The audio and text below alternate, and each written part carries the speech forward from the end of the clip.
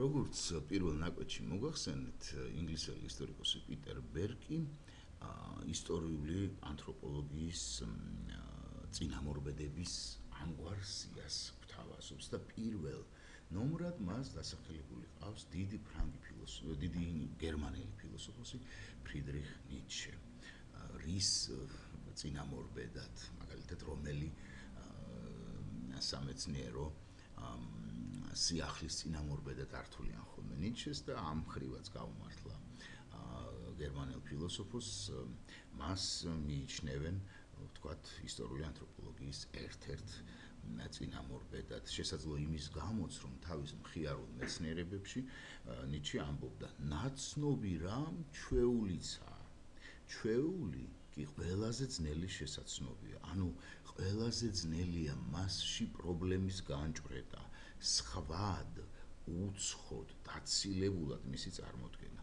როგორც ნახეთ, გერმანელი ფილოსოფოსი ნაცნობში, ჩვეულში ჩაღრმავებას ირჩევდა, რაც უნდა გითხრათ, რომ ისტორიული ანთროპოლოგიის ერთ-ერთი თავისებურებაა.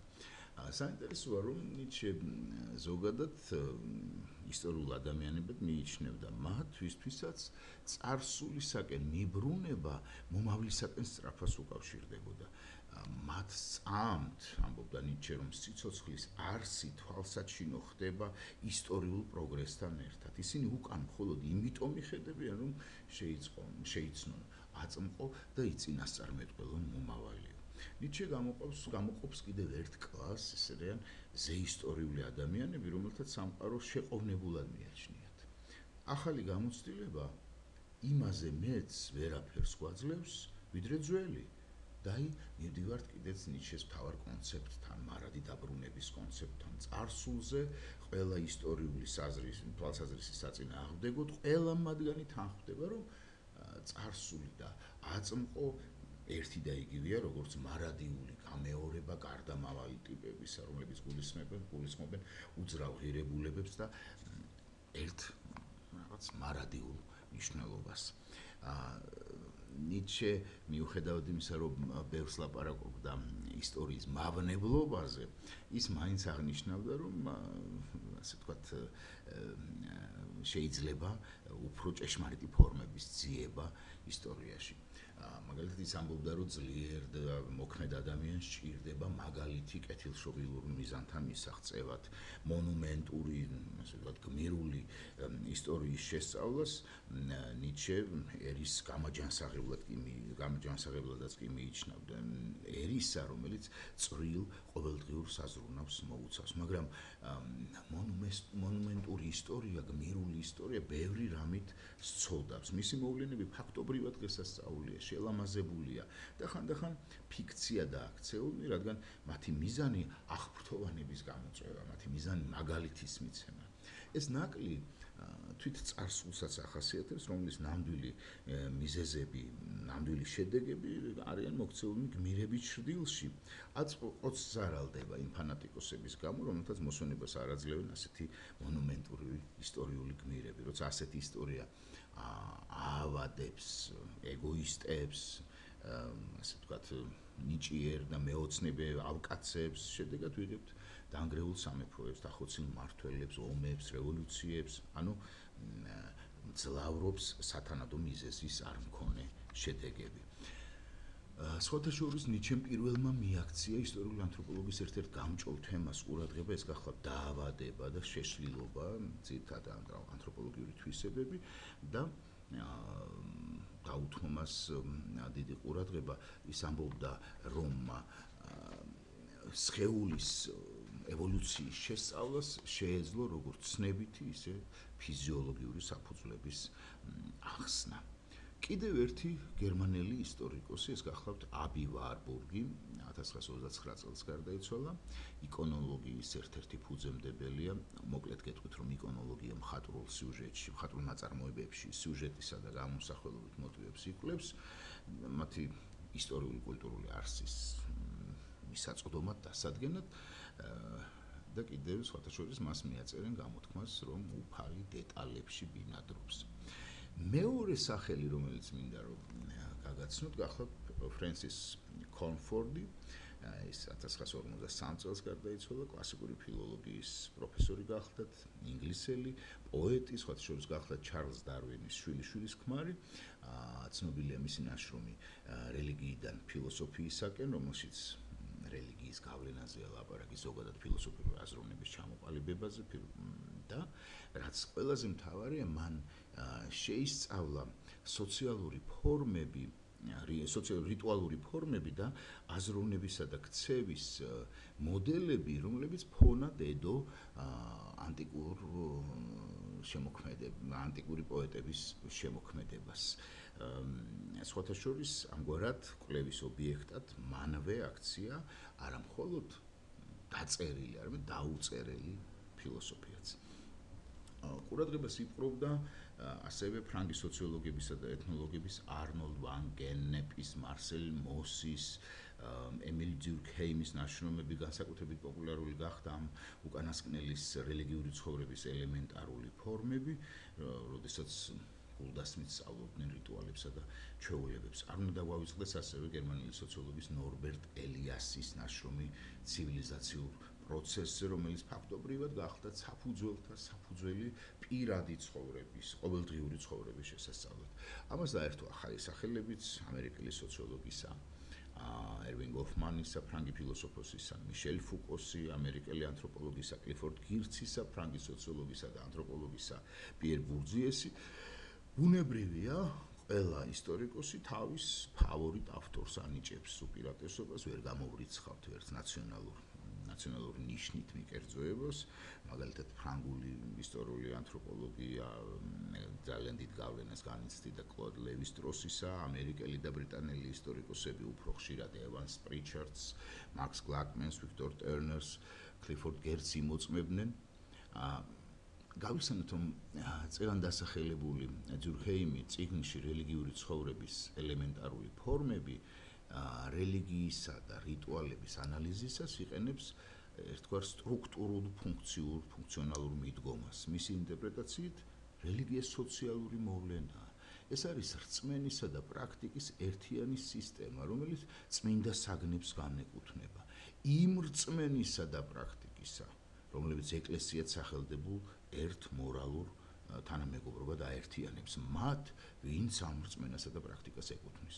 რელიგიურ შეხედულებებს დიურქჰეიმი განსაზღვრავს როგორც კოლექტიურ შეხედულებებს, რომლებიც კოლექტიურ რეალიებს გამოხატავს.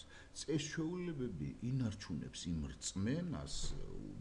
ამ რწმენას და ჯგუფის ერთიანობის განცდას. ცერემონიის არსი ის არის, რომ აწმყო წარსულს დაუკავშიროს, ხოლო ცალკეული ადამიანი, ინდივიდი, თქვა ჯგუფს. დიურქჰეიმის ტერმინოლოგიაცა და მიდგომაც რელიგიური ანთროპოლოგიის კვლევისას დღემდე აქტიურად გამოიყენება. რიტუალების შემსწავლელი ნებისმიერი ისტორიკოსისათვის სამაგიდო წიგნი უნდა იყოს, თუ არ არის, არნოლდ ვან გენეპის გადასვლის წესჩვეულებანი. 1909 წელს დაწერილი გახლავთ ეს წიგნი, მასში სისტემურად აღიწერება ის ცერემონიები, რომლებიც თან ახლავს ადამიანის გადასვლას ერთი მდგომარეობიდან მეორეში. ვთქვათ, იგულისხმება ქორწინება, ინიციაცია, კურთხევა, ტახტზე და ასე შემდგომ. მარსელ მოსის ნაშრომთაგან ისტორიული ანთროპოლოგიისათვის განსაკუთრებით მნიშვნელოვნად მიგვაჩნია და არა მხოლოდ ჩვენ ნარკვევი ძღვენზე და სტატია სხეულის ტექნიკა. პირველი ნაშრომი ნარკვევი ძღვენზე იკვლევს ურთიერთგაცვლის ფორმას არქაულ საზოგადოებებში. ამ ნარკვევმა ძალიან დიდად შეუწყო ხელი სხვათა შორის ტრადიციული ეკონომიკური ისტორიის ევოლუციურ გარდაქმნას ეკონომიკურ ანთროპოლოგიად. სხეულის ტექნიკამ სტატია, რომელიც წერან ვახსენებ, ბევრი ისტორიკოსი შთააგონა, შეესწავლა სოციალური პრაქტიკა, ქცევის მანერები, ჩვევები. გაირკვა, რომ ისეთი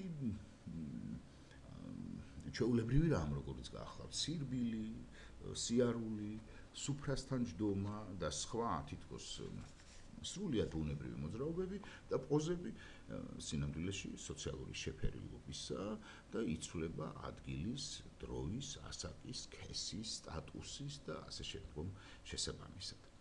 ელიასის ნაშრომში ცივილიზაციურ პროცესზე განხილულია კეთილშობილური მანერები, რომლებიც დასავლეთ ევროპულ არისტოკრატულ წრეებში შუა საუკუნეების ბოლოს და ხალი დროის დასაწყისში გამომუშავდა.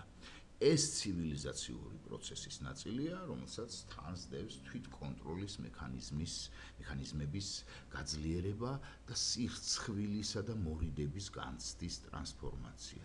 ეს სრულიებები თავის მხრივ ეპოქის სოციალურ-პოლიტიკურ პროცესებს უკავშირდება, უწინარესად კი ევროპაში აბსოლუტისტური სახელმწიფოების გაჩენას. ყოველდღიური ურთიერთობის სიმბოლიკის კვლევისას ანთროპოლოგიურად განწყობილი ისტორიკოსები იყენებენ გოფმანის დაკვირვებებს, მაგალითად მის წიგნს, რომელსაც ჰქვია ყოველდღიურ ცხოვრებაში საკუთარი თავის სხვად წარმოდგენა.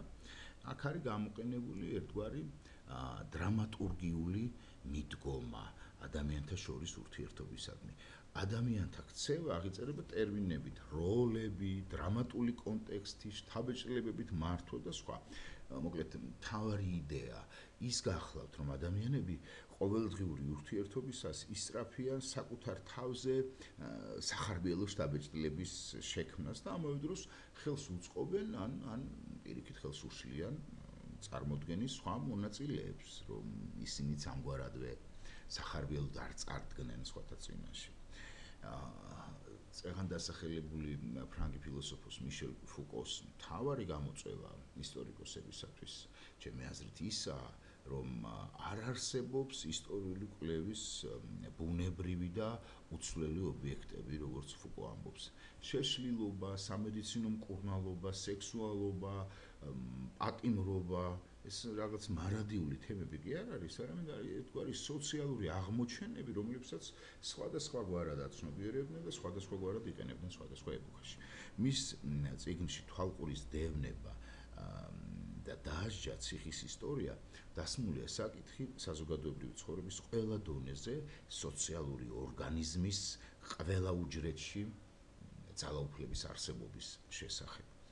ყოველდღიურობის პრაქტიკული ლოგიკის გაცნობიერებისაკენ უბიძგა მეცნიერებს ფრანგი ისტორიკოსის პიერ ბურდიეს ნაშრომებმა თავისუფლებისა და ადამიანის ქცევაში სოციალური დეტერმინაციის ურთიერთობათა რთული პრობლემების გადაჭრის ცდა ამოცემული, მაგალითად მის კონცეფციაში ჰაბიტუსის შესახებ, ეს ლათინური სიტყვა გარეგნობად ითარგმნება, მაგრამ მეცნიერი ჰაბიტუს განსაზღვრავს როგორც რაღაცა მარეგულირებელი იმპროვიზაციების კომპლექსს, ეს არის განსაზღვრული სოციალური ჯგუფის მიერ წარმოდგენილი აღქმის, აზროვნების, ქცევის სქემათა ერთობლიობა. ამ რეპერტუარიდან, რომელიც უკვე გააჩნია მას, ინდივიდი ირჩევს ამა თუ იმ სტრატეგიას, რომელიც ესადაგება ჩამოყალიბებულ ცხოვრებისეულ პირობებს. უკანასკნელი ათწლეულების მანძილზე ისტორიკოსები ყველაზე ხშირად ციტირებენ კლიფორდ გირცს. მისი წიგნები კულტურათა ინტერპრეტაცია და ადგილობრივი ცოდნა ძალზე პოპულარულია დღესაც და რა შეიძლება ვთქვათ კლიფორდ გირცზე, რომელიც თქვენ უეჭველად უნდა დაგამახსოვრდეთ. ის, რომ მისი აზრით ნებისმიერი ეთნოგრაფიული აღწერა არის ინტერპრეტაციებით გაჯერებული. კულტურა სემიოტიკური ფენომენია. სემიოტიკა ნიშანთა შესახებ მეცნიერებაა რა. სემეიონ ბერძნული სიტყვა ნიშანს ნიშნავს. კვლევრის ამოცანა ამ კულტურაში მიმდინარე მოვლენების მნიშვნელობების წვდომა. აი ამ მიზანს ემსახურება კლიფორდ გირცის მიერ შემოტანილი ერთგვარი მეთოდი, რომელსაც მან დაარქვა thick description, რაც შეიძლება ვთარგმნოთ როგორც მსუყე, ასე ვთქვათ, ჭარბი აღწერა, ანუ კონკრეტული მოვლენის, რიტუალის, სიტუაციის ისეთი აღწერა, რომლის მეშვეობით მკვლევარი ცდილობს იმ მნიშვნელობების რეკონსტრუირებას, რომლითაც ავსებდნენ თავიანთ ქცევას, თავიანთ სიტყვებს, ზემოდასახელებულ რიტუალთა მონაწილენი. ამ მტკიცების პათოსი ისაა, რომ ანთროპოლოგიის მიერ იმის ჩაწერა, რაც ნახა და მოისმინა, მაინც ინტერპრეტაციაა. და აქედანვე გამომდინარეობს, რომ ეთნოლოგიის უპირატესობა ისტორიკოსთან შედარებით, რომელსაც თითქოს არ ძალუց უშუალო დაკვირვება ილუზორულია. ორსავე შემთხვევაში მეცნიერის მიერ მიღებული ინფორმაცია უნდა ინტერპრეტირდეს როგორც ეთნოლოგის, ისე ისტორიკოსის შემთხვევაში. და მაინც შეგვიძლია ვთქვათ, რომ არც ერთ ზემო ჩამოთვლილ ავტორს არ გამოუყენებია სიტყვა შეთანხმება ისტორიული ანთროპოლოგია. არც ერთი მათგანი, რომლებზეც მე გესაუბრეთ, არასოდეს მიჰკუთვნებია რომელსამე ერთ მიმდინარეობას. ანუ წანამძღვრებისა და წინამორბედების ძიება, ჩემი აზრით, მხოლოდ უნდა მივიჩნიოთ ერთგვარ ტრადიციის დამკვიდრების ცდად. მაგრამ ის კი უნდა დავიმახსოვროთ, რომ ასე იყო თუ ისე, სწორედ 1914 წელს ფრანგი ისტორიკოსის ბიურგიერის მიერ გამოქვეყნებულ სტატიაში გამოჩნდა რუბრიკა ისტორიული ანთროპოლოგია.